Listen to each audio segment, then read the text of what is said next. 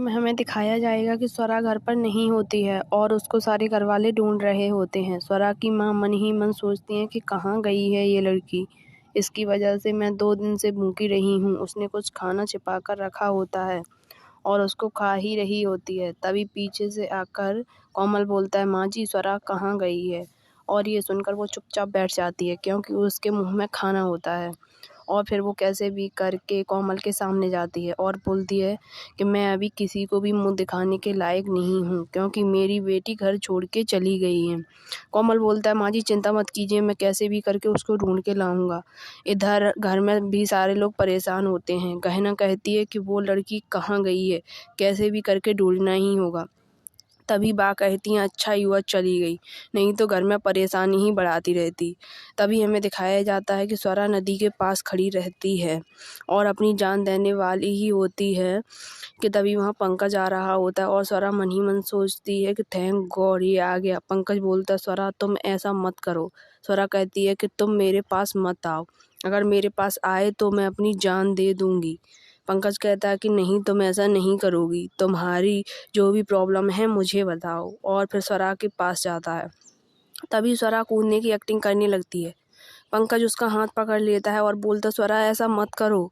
स्वरा बोलती है, मैं क्यों ना करूं, मेरी इज्जत चली गई है, मुझे से कौन शादी करेगा, मैं तो अभी मरने ही वाली हूँ और अगर मेरी शादी नहीं हुई तो मेरी माँ भी बहुत दुखी होंगी, जिसकी वजह से मैं तुम्हारे घर में रुकी, हम लोगों की इतनी बेइज्जती हुई और अब मुझसे कौन शादी करेगा, इससे अच्छा मैं अपनी जान दे दूँ। पंकज उसे समझाता है कि ऐसा मत करो, हम तुम्हारे साथ हैं, मैं तुमसे शादी करूँगा और नई ज़िंदगी दूंगा। स्वरा मन ही मन बहुत खुश हो जाती है कि वह पंकज से शादी कर लेगी और घर के ऊपर कब्जा भी कर लेगी।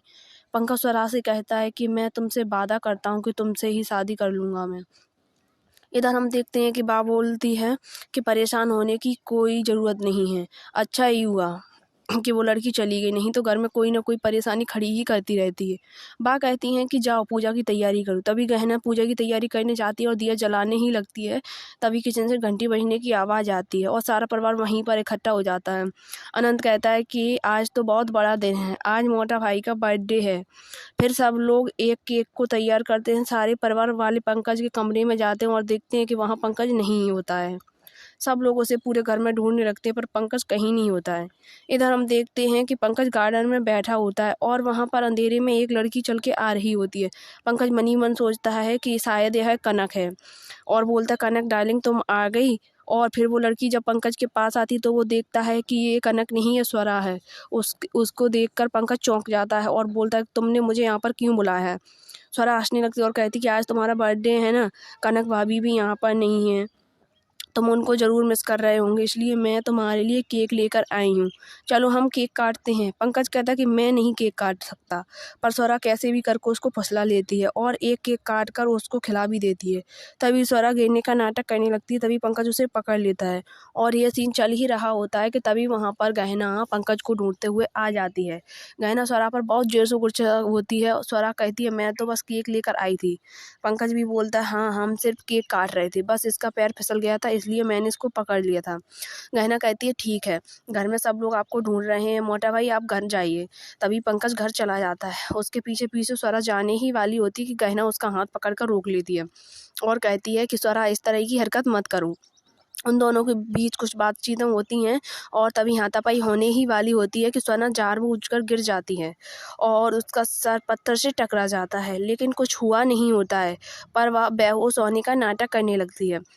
तभी हम देखेंगे कि घर पर डॉक्टर भी होता है और स्वरा की माँ आकर गहना पर चिल्लाने लगती हैं, गहना क्या किया दे तूने मेरी बेटी के साथ, मैंने कभी नहीं सोचा था कि तू इतना नीचे गिर जाएगी।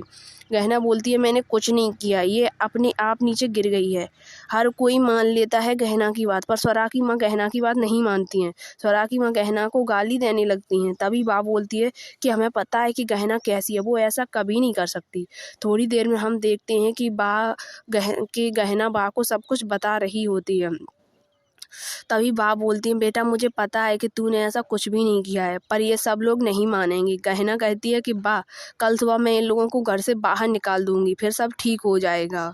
फिर हम सुबह देखेंगे कि स्वरा को ढूंढ रहे होते हैं सारे परिवार वाले। स्वरा घर में कहीं भी नहीं होती है। आज का एपिसोड यहीं पर समाप्त होता है और कल के एपिसोड में हम देखेंगे कि स्वरा की माँ गहना से बोल रही होती है, क्या किया तूने मेरी बेटी के साथ, कहाँ छुपाया उसे, कहाँ ले गई उसे।